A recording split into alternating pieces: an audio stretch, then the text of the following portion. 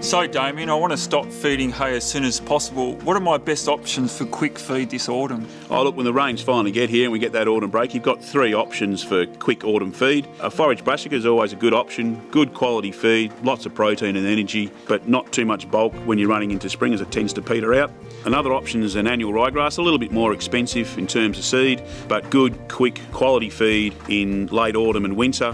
And you've always got the option for silage or a hay cut in the spring. And the other option that people tend to forget about is a forage cereal, so an oat or a barley, which will provide good bulk feed through winter and that potential for a silage cut if you haven't overgrazed it in the spring.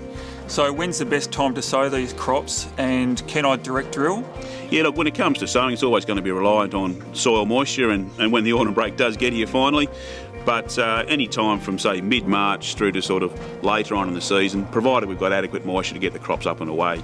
And with regards to drilling, you can always direct drill, but just make sure that your paddock's in reasonably good condition, not too rough, and that the drill you're using provides good soil-seed contact. Then it's always something that we can do. And how quickly can I get on these crops to graze? Oh look, depending on what option you go with, slightly different times, the forage cereal and the annual ryegrass options will give you good feed for your first graze, somewhere it's sort of 6 to 8 weeks, and then rotationally graze from there. With the forage brassicas, a little bit more time required, about 8 to 10 weeks. They actually have a ripening requirement. Be careful to introduce the stock slowly to the forage brassica, and you may need a little bit of extra fibre in the form of some hay just to provide that extra fibre which the forage rapes don't provide.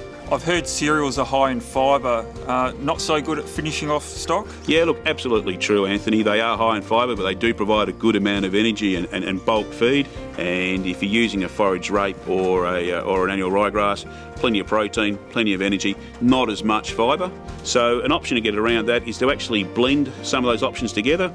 Annual ryegrass with a forage cereal is always a good option, or even a forage brassica with an annual ryegrass, and that'll help balance those components in the diet and give you plenty of good feed early on this autumn and winter. So thanks, Damien. Looks like I've got some good options for when the rain comes in autumn. Well, let's hope the rain gets here soon and we can start sowing. Grow with confidence. Insist on the yellow bag. Heritage Seeds. Available at all quality rural outlets.